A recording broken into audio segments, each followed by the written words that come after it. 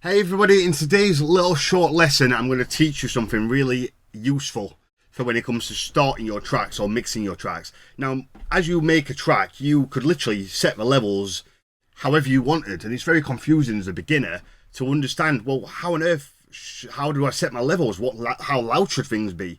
And there's a million different ways of doing it. Now, a very famous producer and engineer many years ago, when I was starting out, gave me some advice, and it's really resonated with me since. And it's kind of like a foolproof way of making trance tracks. Now, this is just my way of doing it. I'm not saying it's gospel. I'm not saying you can't do it a different way. But what he told me to do, and what I do now, is I have my master set to -5. Okay? And then I have my kick peaking at -8 decibels. And then, when the track is mixed and all done, you should have at least -3 decibels of headroom. If you haven't, then this setup kind of indicates that there's a mixing issue. So what you can do is play the track and find where the headroom goes above -3, and you'll more than likely find a point of contention, a mixing issue. Okay? Now, some people say, why not just have a master at 0.0 and turn the kick down to -13? Now, someone might be able to clarify this for me, but it's something to do with the system and how doors work. But I did a test, and if you put a kick down to -13 and have the master at 0 and export it, and then you do the same thing, but you have the master at -5 and the kick at -8, that version, the second version, is louder. So you get the same amount of headroom, but it's louder. So it's something to do with, I don't know if it's the right terminology, but the mathematics of how a door works, the science behind it. But feel free to do the test yourself. Anyway, so how do we make sure the kick is at -8? Well, let's just have a look at this kick and let's get it to peak at -8. So this is the kick channel here.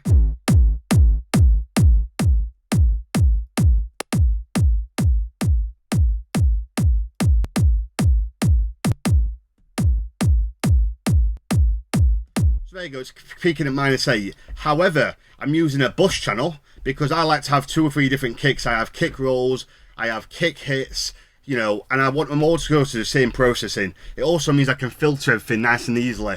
Now, life is a bit easier if you don't do this, because if your kick shows -8, on the master it will show -8. But anyway, by the by, our kick is showing a -8 on this channel. Let's see what the master's saying. See, the kick is -13.4, so something isn't right there. The kick should be -8. So we need to make sure we level things correctly. Now, this is because it's going to the bus channel, and the bus channel's turned down. So let's just put the bus channel back and let's see what happens. -8.4. So what we want to do is just turn this up ever so slightly. There you go. So the kick is now -8. So this video is just a very short video to teach you, or to show you how to get the kick peaking at -8.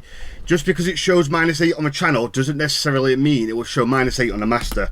So if you're a client of mine, or if you're starting out and you want to use this method where the master's down at -5 and the kick peaks at -8, the simple way to do it is just set your master at 0.0 and turn your kick up or down until the master shows -8.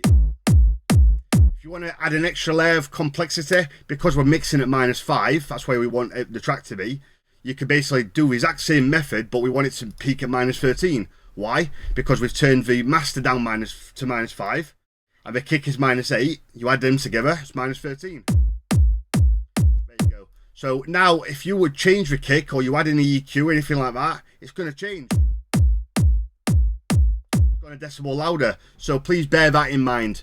But this is just a really easy, simple way on how to level your kick at -8, and teaching you my way of setting up the kick and the master. So I hope you liked it. For any information about tutorials, one-to-one lessons, anything, any feedback, anything I can help you out with, feel free to drop me a line. It's tutorials@adamellisdj.com. Thank you so much, guys.